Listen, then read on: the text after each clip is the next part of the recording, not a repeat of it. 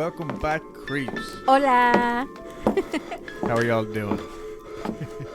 Uh-oh. What the hell is that? I was gonna say, uh-oh, you left the Spanish audio on because I said hola. Yeah, we forgot to change the settings again. Damn it. Anyways, how is everyone? Fine, thank you. Okay.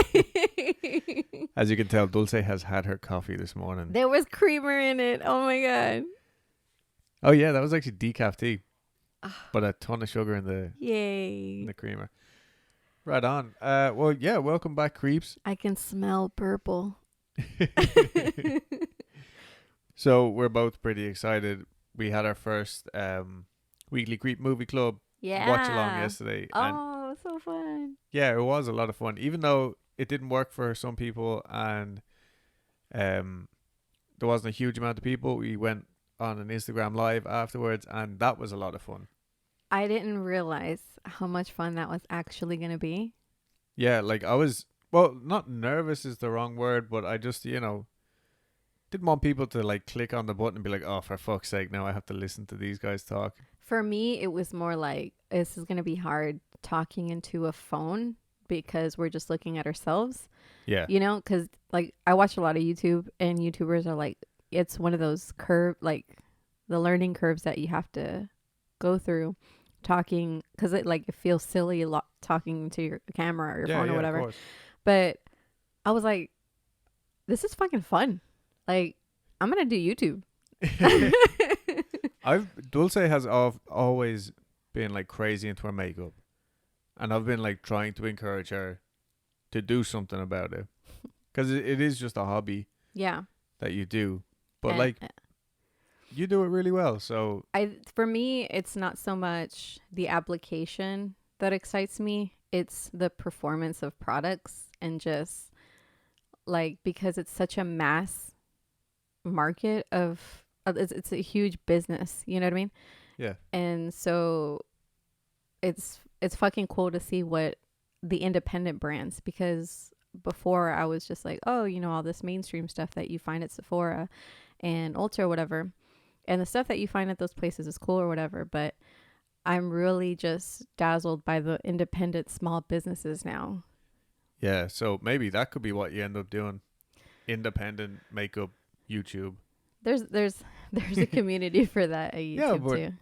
I you know. know. Some people just want to see Dulce, okay? Oh. Anyway, for the month that's in it, with our lovely St. Patrick's Day logo and stuff Yeah. like that, because I will say this once again, I don't know if I've ever actually celebrated St. Patrick's Day for St. Patrick's Day, but the Americans love it, and I think being away from home makes you think about it a little bit more. Yeah. Or whatever. Yeah. So last week we did Wicklow Jail, and this week I have another lovely Irish treat for you. All right. Is it penguins? I love penguins. Oh, penguin bars? Yeah. Yeah, today we're going to talk about the Penguins? penguin bars. Fuck yeah. Or digestives. Chocolate digestives are the key to my fucking heart. Custard creams. Any of them, honestly. Bonbons. Blue raspberry bonbons. Flying saucers. I could go on. But first and foremost, talk to me about chipper. Oh my God. Talk to me about that chipper. Look, I always complain about people leaving their homeland and then doing nothing, only pining for it. Yeah. But every now and then, and this will only apply for maybe the UK listeners, but definitely the Irish listeners, every now and then you just go, man, I'd love a bag of chips and a battered sausage, Yeah. garlic sauce, curry sauce. Oh, fuck Salt me up and with vinegar. it. Salt and vinegar everywhere. Yeah. Nice bit of fish. Yeah. Nice piece of fish. Fish Fuck dinner. yeah. All right, we're 5 minutes in already. We're talking about nothing. Yeah, talking about food. Right. Go for it. Tell me a fucking story. Fuck me up. With some Irish folklore. Okay. Today's creature, described as, according to Britannica.com, Okay.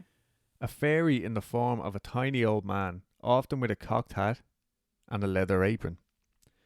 Solitary by nature, he is said to live in remote places to make shoes. Shoes. For your feet. Shoes, right? I feel like I said that weird. No, you're good. But I like how you explained it though. You know those things? They're like gloves, except they're on your feet. Oh. Actually, that's a sock. A hard glove. A hard glove, yeah. The sound of his hammering betrays his presence. He possesses... Zing. He possesses a hidden crock of gold. If captured and threatened with bodily violence, he might, if his captor keeps his eyes on him, reveal its hiding place. Oh shit. But usually, the captor is tricked into glancing away and the little person vanishes. Shit.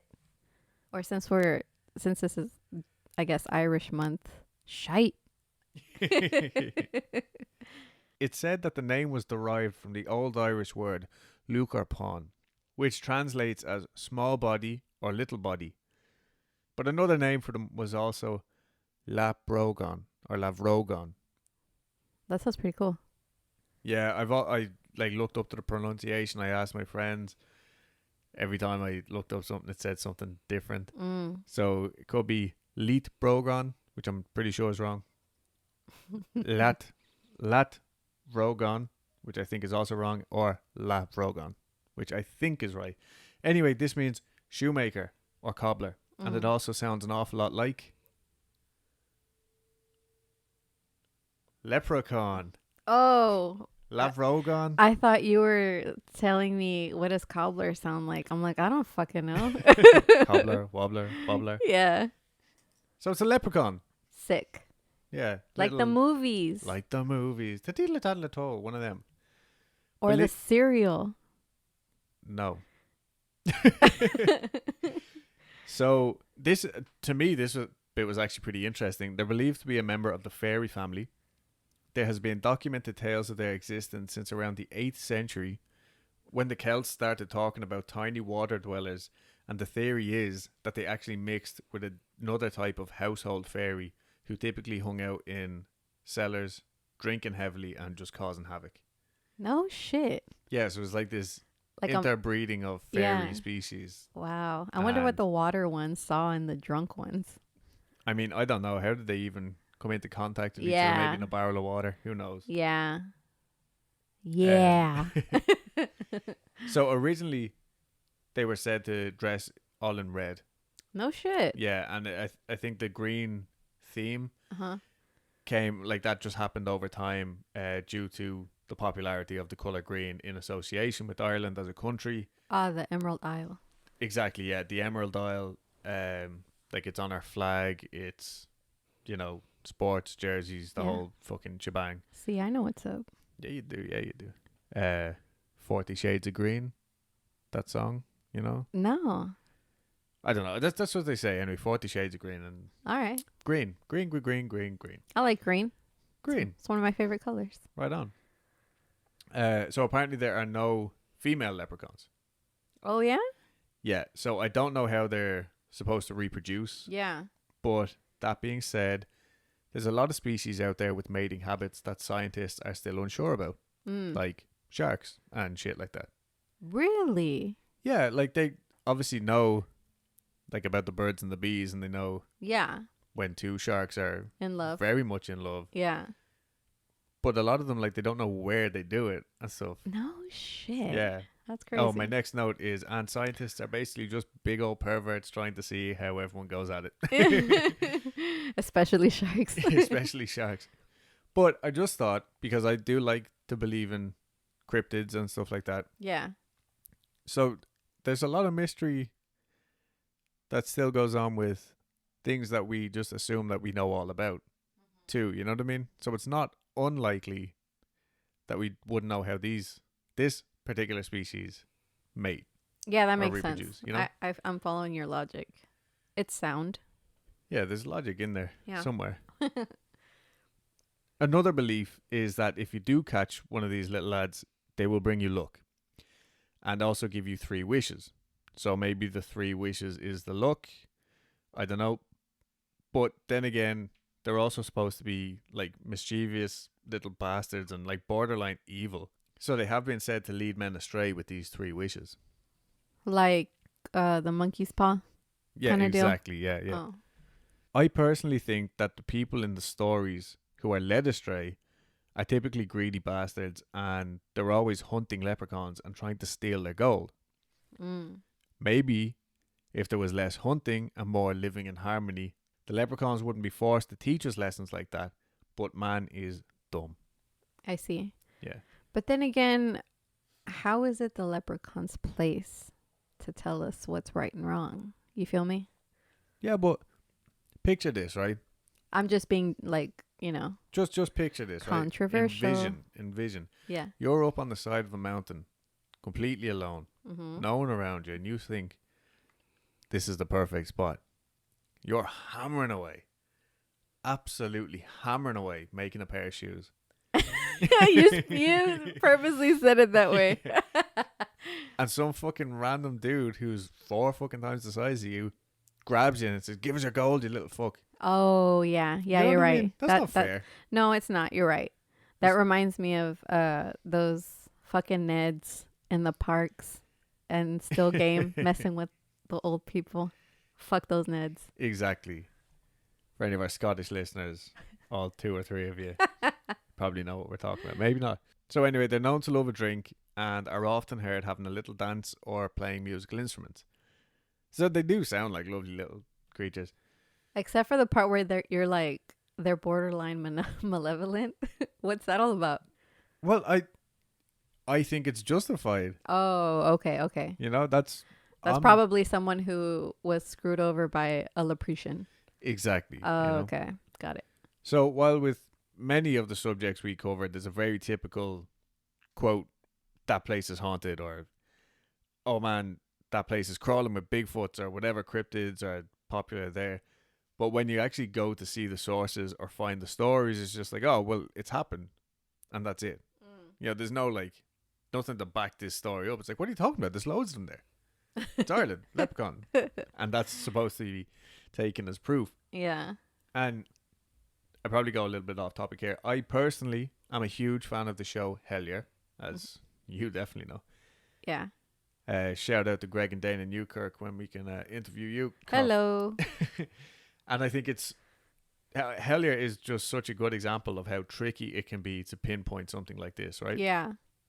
You might come across an absolute nut job, but then there's just enough evidence surfacing, like in what they're saying, to make you go like, but wait a minute. Yeah.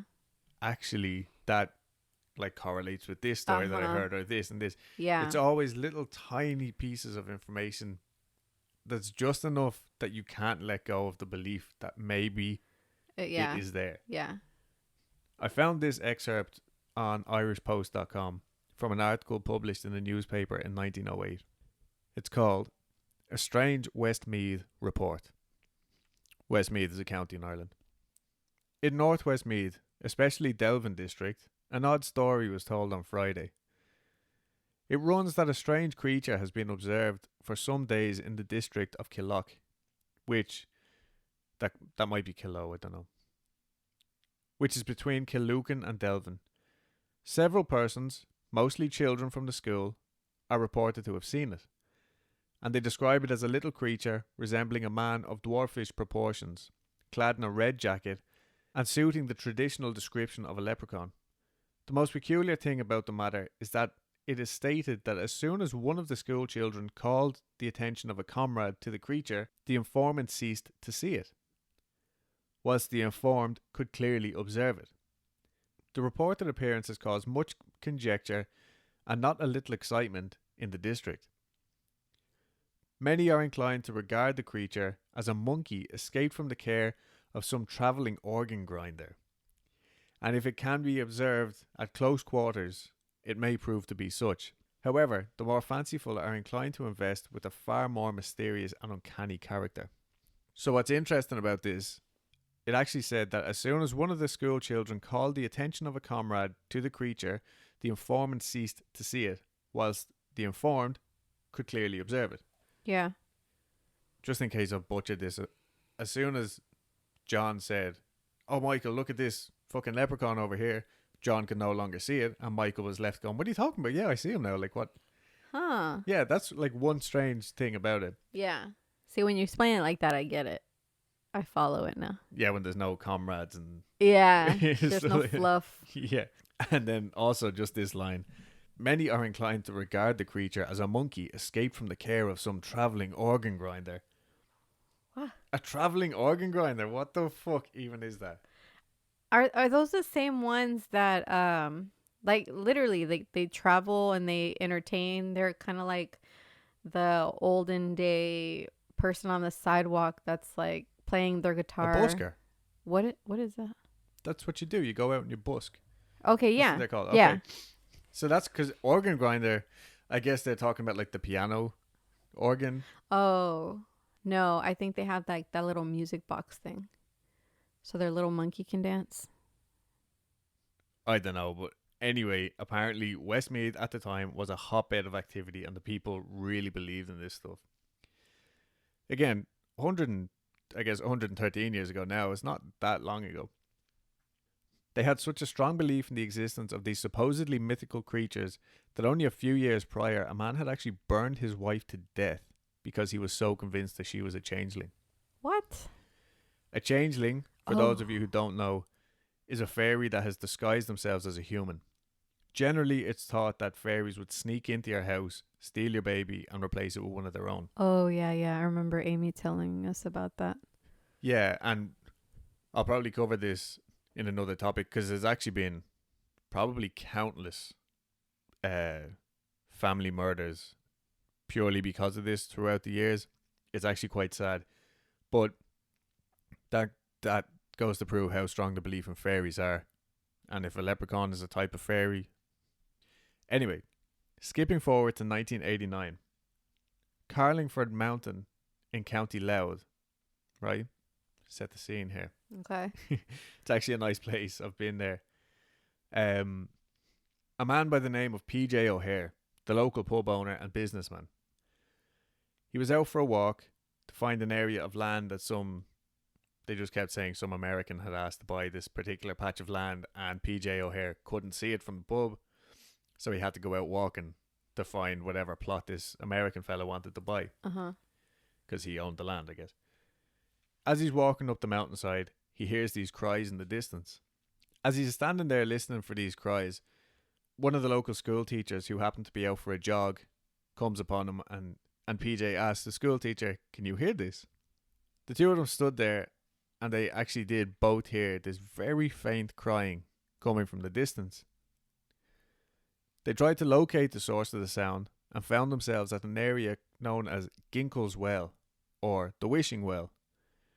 There, on the ground, they found a little hat, jacket, and trousers that seemed to be covered in grey ash.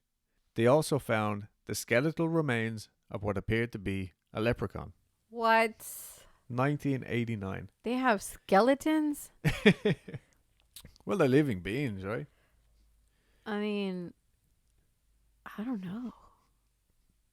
So- Like, my mind is just trying to process, like, wait a minute, no, fairies are made of magical things. Yeah. And yeah. a skeleton, why didn't it just disappear with, like the ash did? Like, or maybe turn into ash or something.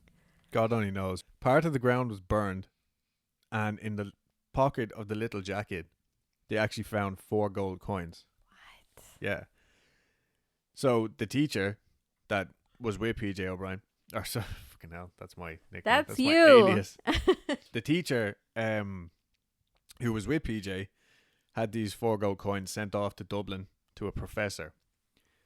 And the professor pocketed them. Yeah. The professor informed them that this type of thing has happened in various parts of Ireland before now. And basically what he thinks has happened is that the leprechaun has been challenged by a demon who is trying to win his territory. And when challenged like this, a leprechaun has the ability to whip off his clothes and expand. Like the Incredible Hulk. What? Is the example that PJ gave. Or a puffer fish. Or a pufferfish. And And when they do this, they can actually expand to the size of a sheep or a greyhound standing on its hind legs. What? I can think of a million other things that are the height of a sheep and greyhound while standing on their hind legs. Like maybe a 12 or 13-year-old child. You know what I mean? But for some reason, these are the examples that we were given. And basically, this poor little leprechaun didn't make it. You know, the demon obviously won this fight, and that was the cries they heard were the leprechaun's dying fucking cries. As skeptical as the locals were, one fella in particular, Kevin, nickname McQuilcha. Fucking Kevin, man. Kevin Woods, nickname McQuilcha, which Quilcha just means woods in Irish. So I don't know where that nickname kind of... Anyway, Kevin, who was the chairman of the local tourist board at the time, decided that he was going to try and get to the bottom of all this. And that Easter Sunday, instead of having a traditional egg hunt, he organised a leprechaun hunt on the mountain. I feel like this didn't end well. Oh, you're going to find out. All right. So even though he was a skeptic, he just thought, you know what, this will be a bit of fun. And he, like, had all faith in PJ. Like, they knew each other for years, both established businessmen, that kind of thing. But he did kind of take it as a little joke. He sold leprechaun hunting licenses for £10 a piece. Businessman. Absolutely. And obviously with the aid of the local tourist board, they placed a load of ceramic leprechauns all over the mountain. And underneath or inside these ceramic leprechauns was £4,000. What? Irish pounds, yeah. Now, I think it was 4 lots of £1,000. In 1989, that's a decent amount of fucking... That's a lot, yeah. It's a decent chunk of change. I really thought you were going to say like those foiled covered chocolates that look like the chocolate coins, you know? Yeah, I mean, we do have them at home as well. Like, anyway, no, it's actual cash money prizes, fucking right? Cold hard cash. Yeah, so £4,000 Irish punt today is worth around €9,000 or $10,700, right? Woo. Yeah. So people heard this like, oh shit, there's a chance to, scoop up $2,500, say. So thousands of people showed up. Nice. They made a killing, yeah. Yeah. He said that he felt he had proved PJ wrong when all that was found was the money and the ceramic leprechauns. Nobody saw or heard any sight of an actual leprechaun. Yeah. The hunt became a yearly thing, and PJ died sometime around 2000, right? About 2 years after this, Kevin claimed he was out fixing a wall one day on the coast. And in the wall he found a little leather purse containing 4 gold coins, which he recognized straight away as being the exact same as the ones that PJ had found along with the leprechaun remains. Now his story, because I did watch a couple of interviews, and his story kind of varied a little bit, but he's an older man. Yeah. And for the most part, the story was the same. He says he had his dog with him, and he went on for a little walk with the dog, and he took the coins up to where PJ found the leprechaun. And there he saw 3 leprechauns sitting on a rock, chatting away to one another. They asked him if he could get more people to believe in them, and so he said, "Look, I'll do what I can." Such an Irish answer. Yeah. He actually lobbied for the protection of leprechauns as an endangered species, and in 2009 the government gave him the okay. Wow. Yeah, so under the EU protection or whatever, leprechauns are supposedly registered as an endangered species. That's fucking cool. Yeah, specifically in this area of Louth. And he claims that there are actually only 236 of them left, and they all live in this area. How the fuck does he know this? Because now that he has the coins, he can see them. Ireland's last leprechaun whisperer. Oh shit. Yeah, yeah. So that is so fucking cool. Yeah, right. And to be fair, he has a little leprechaun museum set up, and it's all... Oh, we gotta go. Yeah, and we definitely will. But it's all very like campy fucking, Yeah. you know, cheap, thrown together, like it's fun for something to bring your kids and that. Mm-hmm. And he has like a little building like decked out with all like garden, like water features and stuff. And he says like that this is the leprechaun's lair kind of thing, and they meet here every morning and they have a dance. So as like childish and, you know, touristy and stuff as this kind of sounds, yeah, he says, like, again, after piecing together a few little interviews that I watched, I'm not sure that it is just an old man trying to entertain kids. yeah. So, are there any pictures of what these things might look like in the? Okay, because they look like little men, but do they have like disproportioned features on their face? Like, Honestly, maybe they have like 3 fingers on their hands. now, as far as I know, they just look like little people. Wow. Okay, like I think that stereotypical, like, you know, the beard and whatever, they're just smaller versions of humans. Yeah. I'm kind of like comforted in that because I would hate to run across one and it looked like the leprechaun from those scary movies, from the scary anthologies. Oh yeah, no, that's terrifying. It is. But anyway, he said the first time that he saw them, he stood there transfixed for what felt like a minute, and then went on home, only to find out that he had actually been gone for about 8 hours. Wow. Yeah. Like And fairies. Exactly. Yeah. Like who else? Greys. Fucking Bigfoot Yeah. encounters. You know what I'm saying? So there's like every time he says something, there's a little bit more where I'm like, oh shit. Yeah. Oh shit. Yeah. In another interview, he actually said that he communicates with them through shamanism. Now, this is his words, but he describes it as an outer body experience. Okay. He said that not all people see them as leprechauns. Oh, okay. He said some people see them as ghosts, some people see them as angels. Okay, so again, not unlike alien encounters. And I don't know that I approve necessarily of the word shamanism being used like that, but Right. he was trying to put a word on it where it's like telepathically as well. You know what I mean? Yeah. Is how he communicates with them. He says that there's a tunnel that goes all the way from the rock where they sat that day when he first met them. That goes all the way through the mountain under this big lake, and that's where they all dwell and where they congregate to dance in the morning and welcome the sunrise and stuff like that. That's so fucking cool. Yeah, and so this tunnel goes up through past the Northern Irish border, okay, and whatever, but they all congregate here. Now, obviously, again, I've been saying this the whole time, but this is what I've written in my notes. All the interviews, you know, when they're actually interviewing him, they're trying to make him look like a lunatic and just a silly Of old man. course, You know, yeah. that's just what, you know, our nature is to do. But I really feel like a lot of what he's saying rings true to the whole cryptid thing. You know what I mean? Yeah. Like so many of the same points made. Mm-hmm.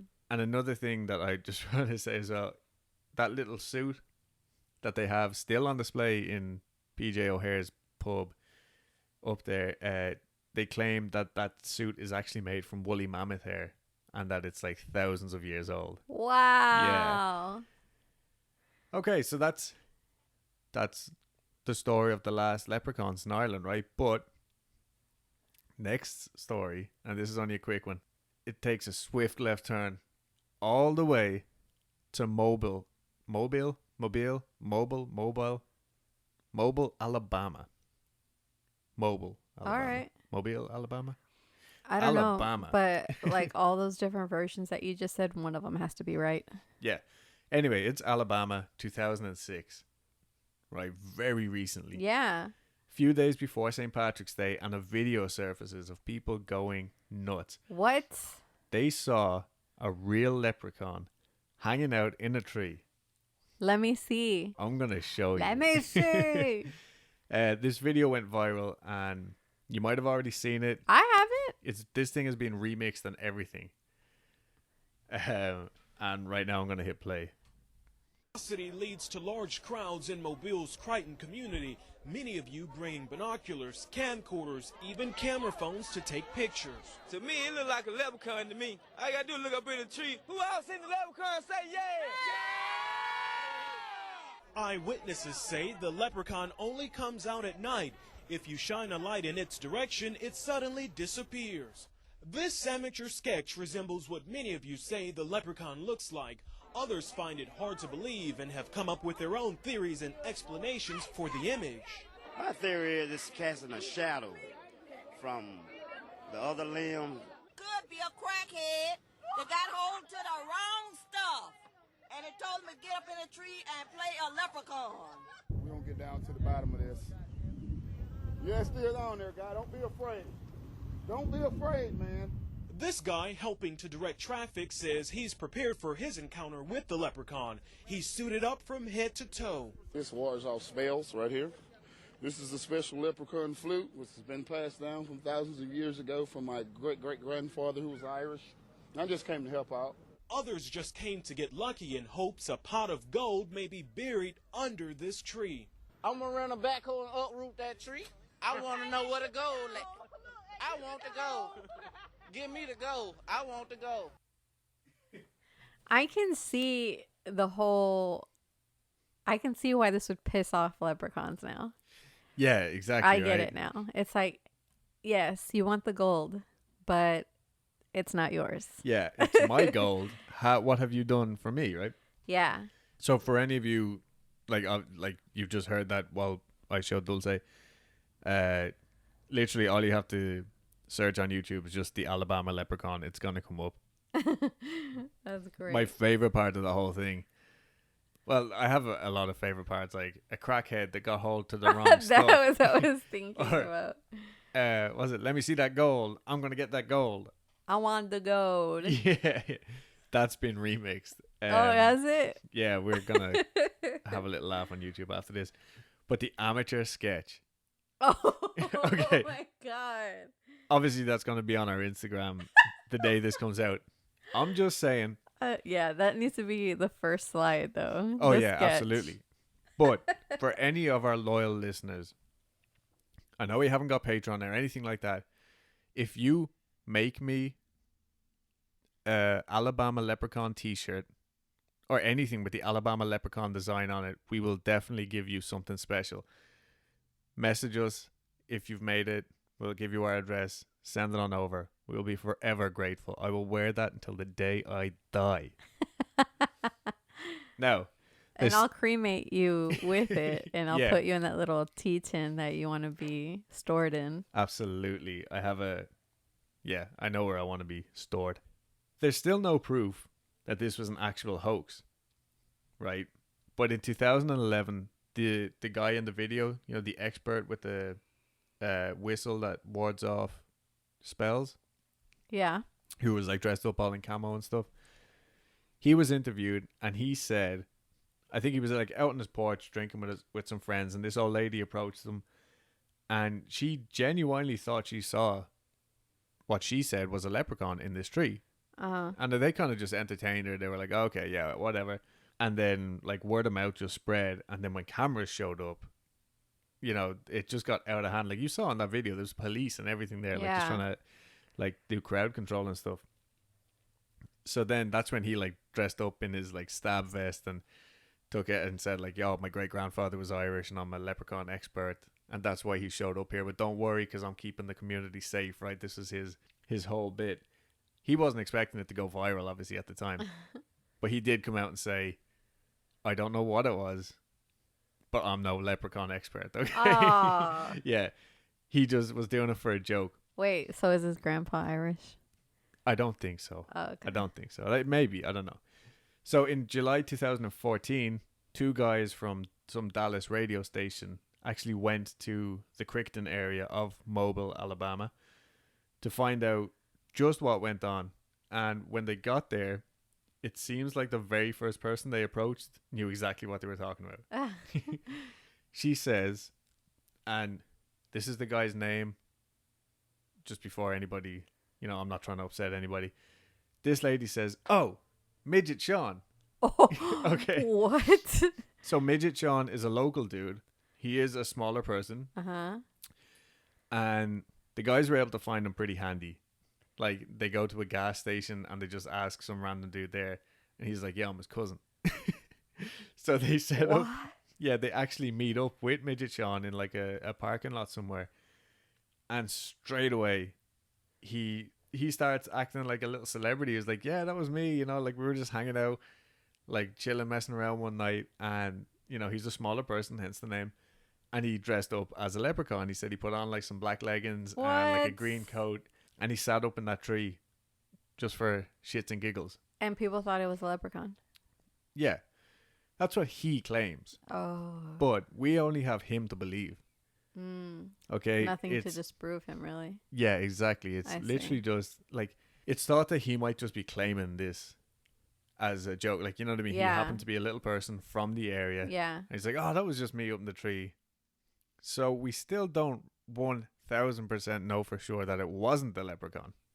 Or if it was derogatory word for a short person, Sean. Yeah.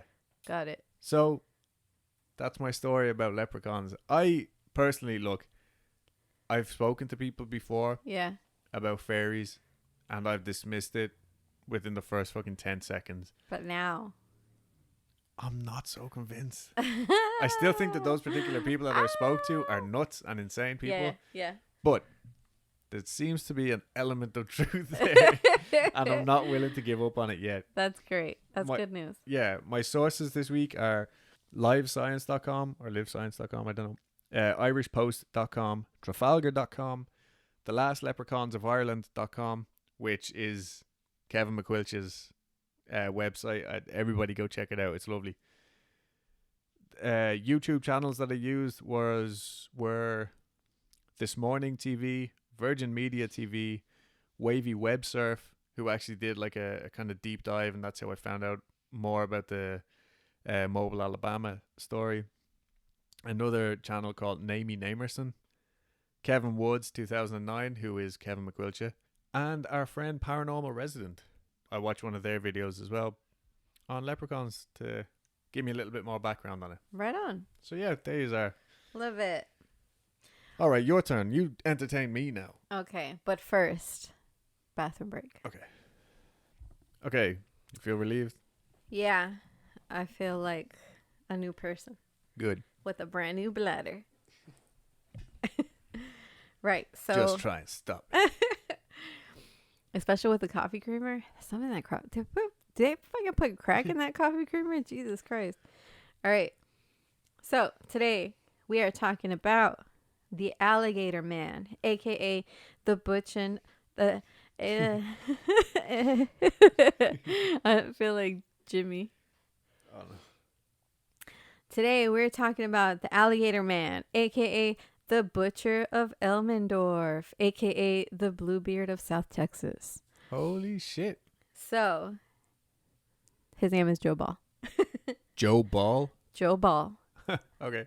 Ball is actually a common name. There were two girls at my job whose last name were Ball, so I was like, oh, okay. All right, now I know. Okay, I'm sorry if I offended anybody. I doubt they're listening. But, so, Ball was born on January 7th, 1896 in Elmendorf, Texas. So Ball was born to one of the wealthier families in Elmendorf, which is, I don't know how much that's saying because it's a really small town located in southeast of San Antonio. As a kid, he mostly kept to himself and he preferred to spend his time outdoors, fishing, exploring, camping, all that jazz. Cool. Yeah. When he came into his teens, he developed a fascination for guns. He became known around town for being a really good shot. So later on, World War I started. Yay. Hey, I said it right. Yeah, we're not cheering World War One. Sorry. No, it's because Dulce says they're funny. my accent comes out when I say that. Yeah. Ball ended up serving in World War I. And when he came back home, he became a bootlegger when the prohibition of alcohol was still in effect. So he didn't care that it was a dangerous job because it was, obviously. It's like, Yeah. first of all, it was illegal. There was like a lot of risk involved in that job, but he like thrived on it. That's how NASCAR got started, right? I don't know. As far as I know, yeah. Little side note here. I could be totally wrong, but especially down south with the bootlegging and stuff, they got modifying their cars so they would be faster than the police. Oh. And apparently that's how the birth of NASCAR came to No be. shit. Could all be lies. Oh. Don't know. Like the origin of the word Ouija. Yeah, maybe it's just like a romantic story. Yeah. All right. So in that, like he traveled with his booze in a barrel in the back of his vehicle. Yeah. And he would go from place to place selling his gross ass booze. his bathtub gin. Yeah. So in his while he was doing this business, he found a friend in Clifton Wheeler. Clifton Wheeler was a handyman. And like they weren't just friends, like he helped him with his business or whatever. Yeah, yeah. So Wheeler liked and feared Ball, especially when Ball was drunk, because Ball was a very, very mean drunk. And what he liked to do when he was drunk is take his gun and shoot at Wheeler's feet to make him dance. Oh no, that was a real thing. People actually did that. Yeah. So he was a dick. So when Prohibition was over, his business took a setback, right? And he was like, all right, I'm going to take this money that I made and I'm going to open up a saloon. So he did. Bought a property, opened a saloon, and he called it the Sociable Inn. The Sociable Inn. That sounds nice. Because, he knew booze, so why not? Yeah, exactly. So the bar had a player piano, a room in the front with tables where the men could drink and enjoy cockfights. Cockfights? Cockfights. Yeah. Obviously, that's a horrible, fighting roosters, right? Yeah. Not like penis fights, basically. I think chicken is to beef like hen is to cow. Okay. I think. Okay. Okay.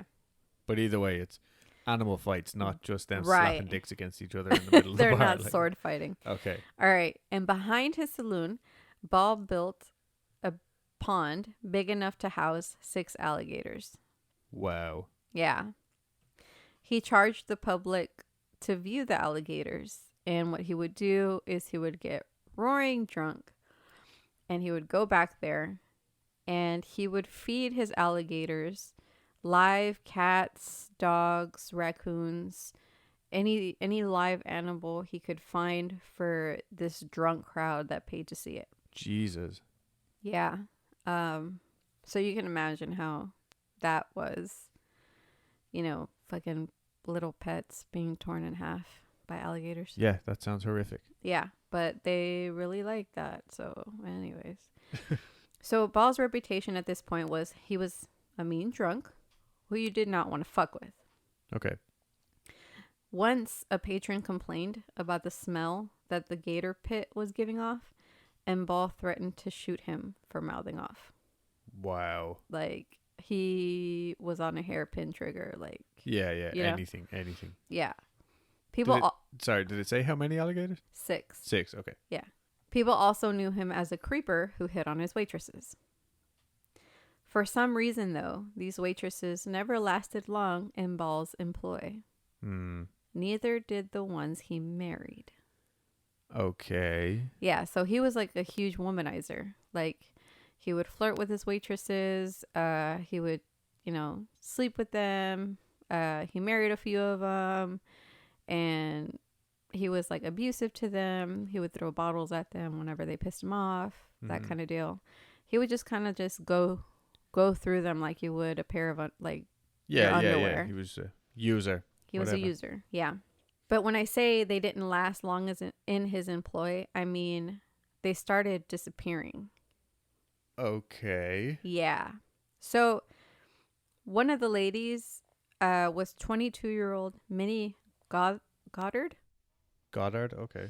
Goddard's family reported her missing, so police went to the sociable to investigate. Ball told them that she left the saloon because she found another job. All right, fair enough. Yeah. Another waitress of his, Julia Turner, disappeared as well. Police went back to Ball to ask about her and said Turner also left to work somewhere else. Police were more suspicious of this disappearance, though, because Turner left all her belongings at her home. Oh, like he didn't even try. Yeah. Okay. Ball insisted that she had left, but added that the real reason was that she had a fight with her roommate. He told police that he even gave her $500 for her trip. Sounds like a nice guy, right? I'm sure the police just believed him. Yeah. Soon after Turner, 2 more women went missing. One of the women just opened a bank account a few days before her disappearance, and the money was still in her account when she vanished. This led police to make a list of all the ladies who ever worked for Ball, and at least 12 of them were reported missing, including Joe's past wives, who supposedly ran out on him. Okay. So he's the common denominator here. Yeah. There was someone who knew only a smidgen of what, well, no, I wouldn't say smidgen, but he knew about 80% of what Ball was up to. Okay. Police put the heat on Wheeler. Remember his friend? Mm-hmm. Wheeler ended up confessing to know more than he initially let on. So, like, they went to him and they were like, hey, dude, you know anything about this? And Wheeler was like, nah, man, I don't know anything. And then the police were like, are you sure, dude? Because if you don't tell us, you know, you're facing up to, you know, and we find out that you have something to do with this, charges are going to be bigger. And he's like, all right, man, I know some stuff, man. You know how it goes. Is that an exact quote of the fucking, what's it called? That's from the minutes, like, that the police took? Yeah. So this is what he said. Okay. Wheeler confessed to helping Ball dispose of Hazel Brown and Minnie Goddard by getting drunk with Ball and sawing the women into pieces and feeding them to the gators. Wow. So, like, what he was, like, describing this, he was like, yeah, you know, like, we would get, like, after he'd already killed these ladies, both of them would get, like, pissed. Yeah, pissed drunk, and they'd get to work. They'd, like, saw off, like, pieces of them, like, limb by limb. Yeah, yeah. And once, like, the smells just got to them, they would just, like, pause for a vomit break. Oh, Jesus. Drink more, and then just get back to work. Isn't that crazy? I mean, look, if it works, you know. No. No. We are not getting jaded. Yeah. Anyway, so Wheeler led the police to some of the remains of these 2 women. And he also added that he knew that Ball killed at least 20 other women this way. Okay. But, you know, they only had enough evidence to pin these 2 murders on him. Yeah. So they're like, all right, cool, we got our guy. So let's go get him. So on September 24th, 1938, the police went to see Ball again.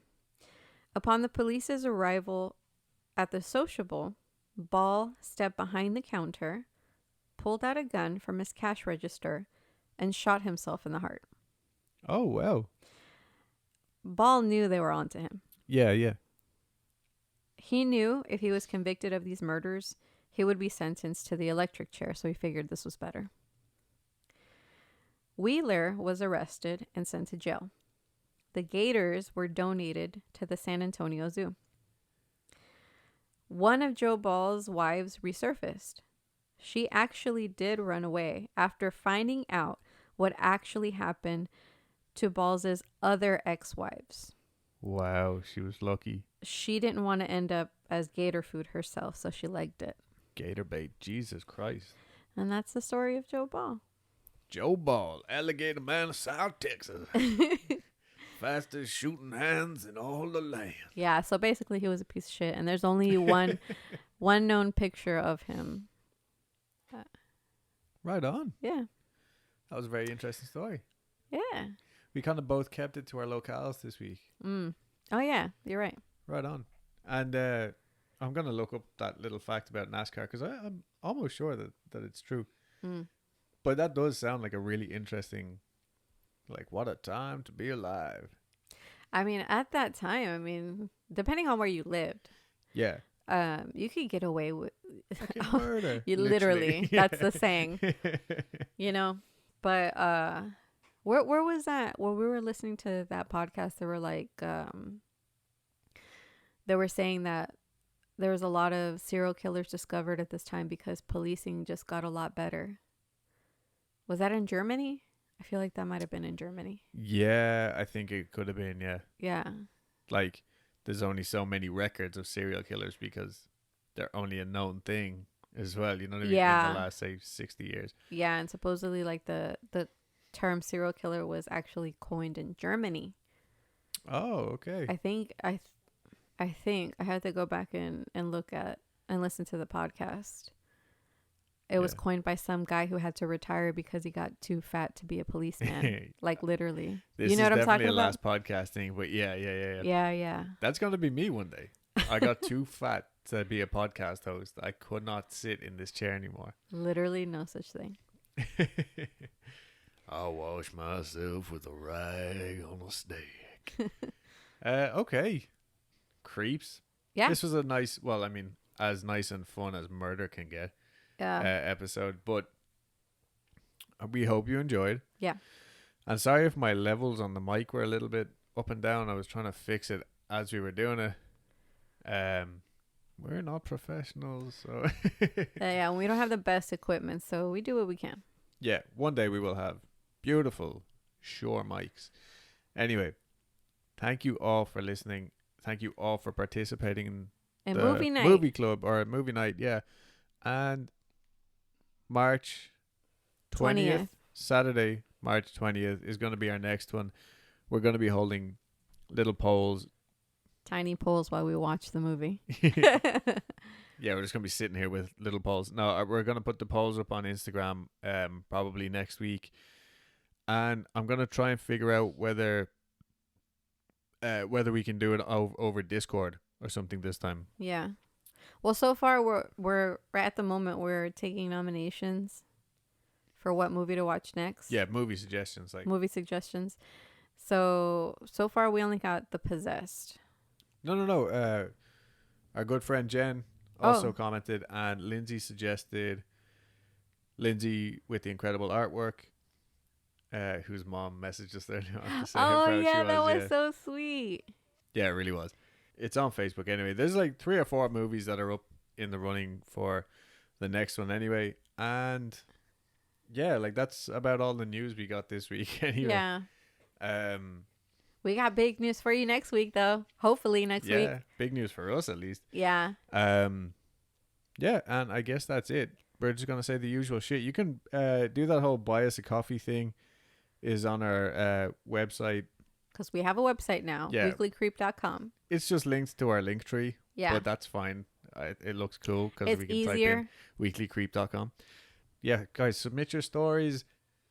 Tell us your spooky stories. Add us on Facebook and Instagram and Twitter and now TikTok. Dulce is up there uploading non-stop cat content. Cat content, yes. Yeah. We're going to start doing Instagram lives a little bit more frequently, probably. Hopefully, if that's what you want. In regards to a Patreon, we've had 2 people ask us, like, in the last week, when are we going to start it, basically. Yeah. And honestly, we don't know. Yeah. We just don't want to put any pressure on anybody to feel like they have to do anything like that. But if there's anything that you would like us to do, like, if there's anything that you would like to pay for a Patreon to see us do. What? Okay, I'm going to start this again. If there's something like obviously bonus content, like we would do an extra weekly creep, maybe every week, like probably smaller episodes or something, like videos of us. I don't fucking know, trying weird food. I don't know. Anything that you would like to see us do on Patreon, feel free to message us and suggest it because, like, hey, we're open for suggestions. Yeah. And yeah, I think that's it, right? That covers everything. Yeah. Redbubble, buy all our lovely weekly creep shit. That Shamrock St. Patrick's Day weekly creep logo is up there as well. if you want to get like a nice t-shirt or whatever. And yeah. Oh, and remember, if you get something and you don't like the quality or something like that, for whatever reason, Redbubble, the reason why Redbubble is so cool is that they're quick to give you a refund. They have good customer service, and if you don't like it, they can replace it for you. Yeah, and don't worry about like it's not gonna affect us in any way, shape, or form. If you're not happy with the product, send it back. Yeah. Send it the fuck back. Yeah. Don't forget to rate and review us on iTunes or on Apple Podcasts if that's where you listen. And I think this has gone on long enough. Yeah. We'll see you during the week, creeps. Yeah. Okay. Bye. Bye.